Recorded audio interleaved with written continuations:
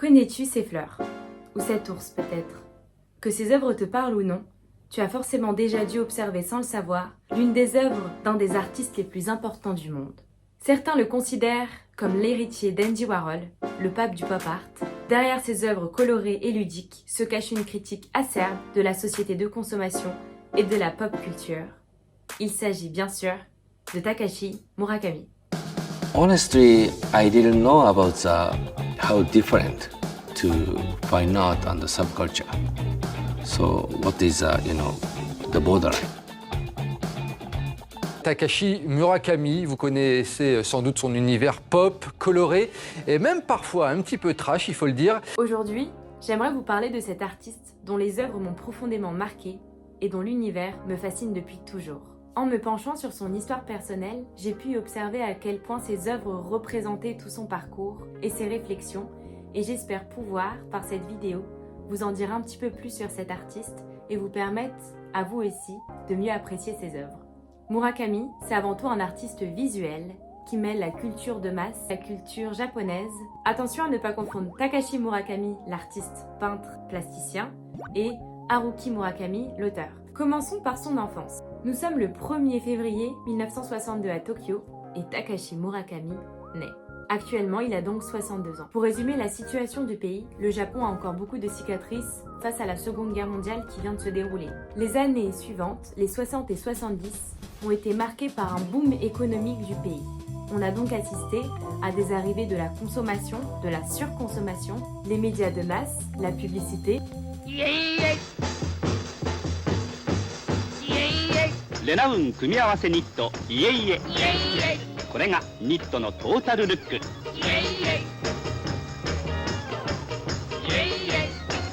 上の色と下の色がぴったりこんなニット初めてでしょ La science-fiction est de plus en plus populaire et participe à la création des mangas et des animés. Cette culture devient propre au Japon et finit par s'éloigner petit à petit de la pop culture américaine.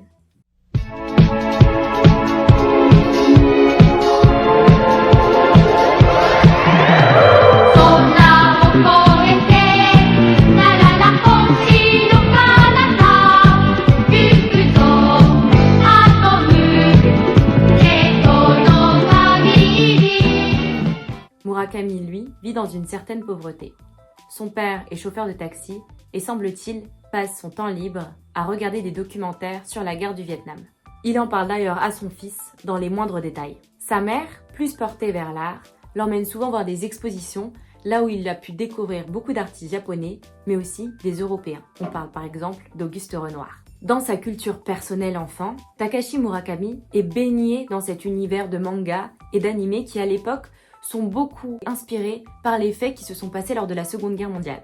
Uchu Senkan Yamato raconte l'odyssée d'un vaisseau spatial chargé de sauver la Terre de l'extinction en voyageant jusqu'à une galaxie lointaine pour trouver un remède à la radiation mortelle.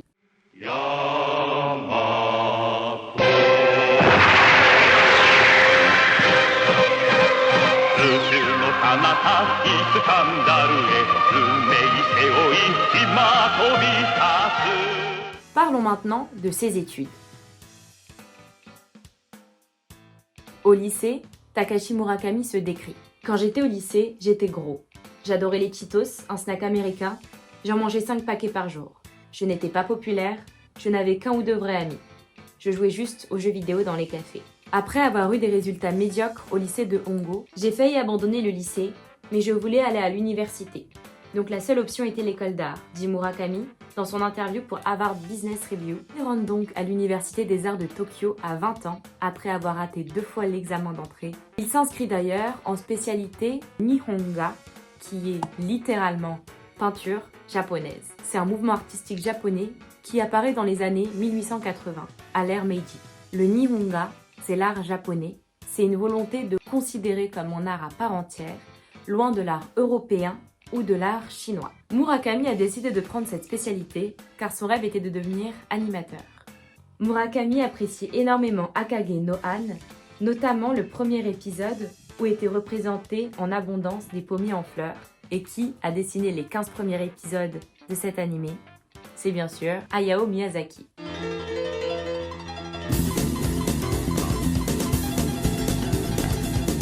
par délaisser ce rêve, comprenant que ce genre de travail n'est pas fait pour lui. Mais durant ses années universitaires, Takashi Murakami connaît une transformation notable. Après une perte de poids significative, il a cherché à s'intégrer davantage dans le milieu étudiant en rejoignant un club d'animation.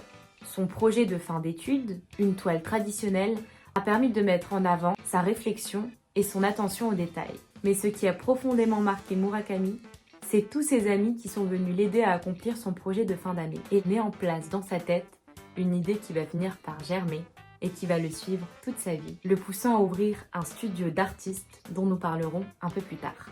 Il est diplômé en 1886 et poursuit en master, puis en doctorat. Lors de ses dernières années d'études, il est également professeur pour des lycéens voulant entrer après en classe préparatoire pour les grandes écoles d'art. Il avoue d'ailleurs assez ému que ses étudiants venaient l'aider à terminer ses œuvres alors qu'ils étaient en vacances d'été et que pour les remercier, il leur offrait du riz frit. Les étudiants, sans même le savoir, en croyant en lui, sont encore une fois le début de ce côté collaboratif. Parce que Murakami sent alors que ce qui lui plaît de plus dans la création, ce n'est pas tant le résultat final, mais l'engouement quand il voyait tous ceux qui ont participé à la création célébrer ensemble. Et ça, c'est le moteur de Murakami. Il termine ses études en 1993 en finalisant sa thèse nommée « Le sens du non-sens ». Parlons maintenant un petit peu de ses œuvres, en abordant le terme superflat. Mais qu'est-ce donc? Flat is a term that Murakami himself coined. This theory came from the Edo period painter Jakuchu Ito. But he also sees this theory much more broadly, and for him it really talks a lot about Japanese culture where there's no real distinction between high art and low art. So it's a way of kind of leveling all of those distinctions that we really get caught up on in the West and sort of flattens them out. Ce mouvement se caractérise par des images très plates, souvent inspirées des mangas, des animés et de la culture populaire japonaise. Le but est de combiner des codes de la culture japonaise avec des langages de l'art contemporain. Ces œuvres sont toujours très colorées et immédiatement reconnaissables. Dans cette vidéo, je suis pas là pour repasser sur les œuvres de Murakami et vous les expliquer une par une. Le but, ça va être de comprendre ce qui se cache derrière ces œuvres dans la globalité. Murakami, à travers ses œuvres, nous invite à un voyage artistique riche en contrastes. Des personnages enfantins et colorés, de Dr Mob aux créatures monstrueuses, de la Flower Mantago, en passant par l'androgyne et troublant My Lonesome Cowboy, l'artiste japonais explore les limites entre le beau et le grotesque, l'enfantin et le provocateur. De ses débuts marqués par une esthétique pop et kawaii, il évolue vers des œuvres plus complexes et ambitieuses, abordant des thèmes existentiels et spirituels. Concentrons-nous sur les fleurs. Les fleurs de Takashi Murakami sont devenues de véritables signatures artistiques, reconnaissables entre mille. Ces fleurs souriantes à 12 pétales, souvent représentées avec des yeux écarquillés et des expressions enfantines, sont omniprésentes dans son œuvre. Et je pense que vous les connaissez bien, que ce soit sous la forme de vêtements, de clips ou de peluches. Premièrement dans la culture japonaise, deuxièmement par le kawaii, par les formes arrondies et les visages enfantins et mignons. Troisièmement, par le contraste. Les fleurs de Murakami sont à la fois adorables et troublantes. Leur apparence innocente masque à la fois une certaine ambivalence, voire une noirceur sous-jacente. Elles peuvent évoquer à la fois la joie, la mélancolie, la vie et la mort. Les fleurs évoquent aussi l'enfance. Et l'enfance, c'est un thème qu'on retrouve beaucoup dans le kawaii et donc dans l'esthétisme de Murakami. Ce qui est intéressant dans l'enfance, c'est qu'on retrouve un monde où tout est possible parce que l'imagination d'un enfant est connue comme illimitée. Dans les fleurs de Murakami, on retrouve aussi la consommation de masse. Les fleurs sont partout, les fleurs remplissent tout espace possible. Elles sont reproduites à l'infini, déclinées dans toutes les formes, les couleurs et surtout, elles sont commercialisées à grande échelle. Dans le travail de Murakami, quand je vais vous parler de ce studio, de cet atelier d'artiste qu'il a créé, on peut voir à quel point ces fleurs sont dans une reproduction incessante. Ce qui est intéressant, c'est que Murakami, là-dessus, inspiré d'Andy Warhol au niveau de la technique. Andy a pu reproduire beaucoup de ses œuvres par le concept de la sérigraphie. Murakami, c'est ce qu'il fait avec ses fleurs. C'est des écrans de sérigraphie qui permettent de reproduire à l'infini ses fleurs. Et avec tous ses artistes, avec ses collaborateurs, il crée à l'infini et met ses fleurs partout. Parlons donc, avec ce que je viens de vous dire, de Hiropon Factory. En 1989, Murakami fonde un espace créatif. Il bâtit 7 ans plus tard Hiropon Factory. Hiropon, en référence au médicament éponyme de méthamphétamine médicale qui avait envahi le marché japonais post-Seconde Guerre mondiale. C'est un événement que peu de gens connaissent au Japon, qui est extrêmement important, et Louis San en a fait une vidéo, je vous conseille vraiment de la voir. Le mot factory, lui, c'est encore une fois en référence à la factory de Warhol. Hiropon Factory va devenir Kakai Kiki Corporation, structure qui les permettra de soutenir le travail de plusieurs jeunes artistes comme Chiho Aoshima, une artiste japonaise qui est parrainée par Murakami et dont je vous recommande complètement les œuvres. Dans cette factory, il y a beaucoup de créateurs et d'artistes qui travaillent tous ensemble aux côtés de Murakami pour l'aider à créer ses œuvres et toutes ses expositions. J'ai pu voir des images et c'est vraiment impressionnant, il y a une coordination et Murakami devient un petit peu à l'image de Kanye West, un chef d'entreprise qui travaille et collabore avec d'autres artistes et au final ça devient un travail collaboratif et plus qu'on a l'habitude de voir avec juste l'artiste tout seul. Kakai Kiki Corporation permet également de commercialiser les produits dérivés, qui fait partie également de la culture de masse de Murakami. À cette époque, je regardais une vidéo sur le studio de cinéma de George Lucas et je me suis dit, ok, je peux le faire aussi. Un épisode important de Murakami, et pourquoi il est aussi populaire, c'est bien sûr les collaborations. En 2004, il conçoit avec Louis Vuitton une collection alliant de nouveaux motifs, extrêmement colorés à l'image de Murakami. Il fait également 2 courts-métrages animés qui représentent son univers et qui s'associent parfaitement avec la marque de luxe.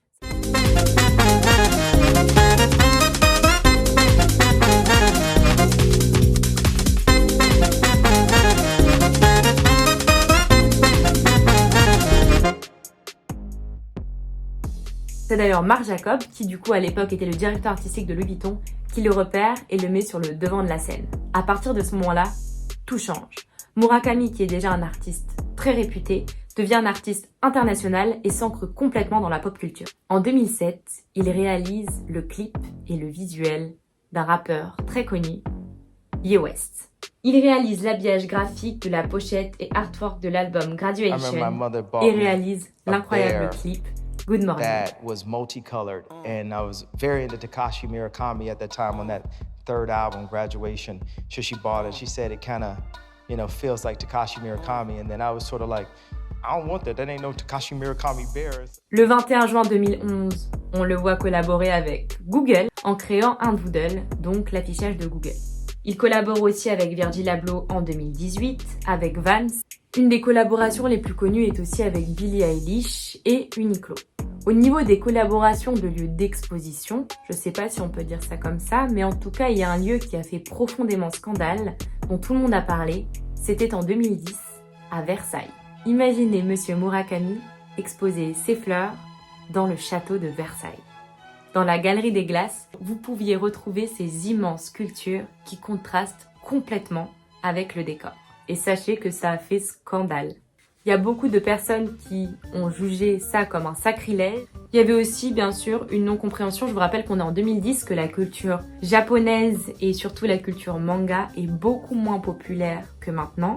En sachant que la culture manga s'est énormément démocratisée avec le Covid. Avant ça, c'était beaucoup moins connu. Il y avait tous les clichés qui allaient avec. Et les gens appréciaient beaucoup moins. Je sais pas ce que vous en pensez. Moi, personnellement, je sais que j'aime énormément ce contraste et ce pop qu'il arrive à amener dans des lieux dits culturellement impossibles à toucher. Dans ma vision, Takashi Murakami a profondément aidé à populariser cet univers culturel et populaire japonais. Murakami a bien sûr des critiques, dont une qui revient le plus souvent et qui est l'aspect commercial de ses œuvres. Effectivement, la production de produits dérivés, l'organisation d'expositions spectaculaires et la collaboration avec de grandes marques donnent parfois l'impression que son art est davantage orienté vers le marché que vers une réflexion artistique profonde. Pour moi, son influence est indéniable sur l'art contemporain. Je vous rappelle que actuellement ça nous semble banal, mais à l'époque, Murakami ça a été une révolution, surtout en Occident. Murakami, il ne cherche pas à créer l'art pour l'art, mais plutôt à refléter la société dans laquelle nous vivons. Son utilisation de la culture populaire et de l'esthétique kawaii est une façon de parler à notre rapport à la consommation. Murakami est l'un des artistes contemporains les plus reconnus et les plus influents, et son travail a ouvert des voies dans l'art et a inspiré plus d'un artiste, dont moi et peut-être toi. Les œuvres de Murakami, bien qu'ancrées dans un contexte historique et culturel précis, résonnent de manière universelle. Et en explorant les thèmes de la peur, du désir, de l'identité, l'artiste nous invite à une réflexion plus profonde sur la condition humaine.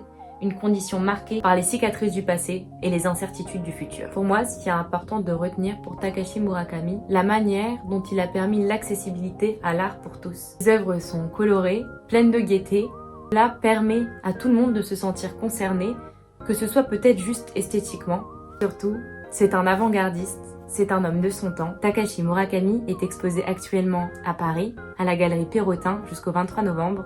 J'espère t'avoir donné envie d'aller peut-être voir son exposition.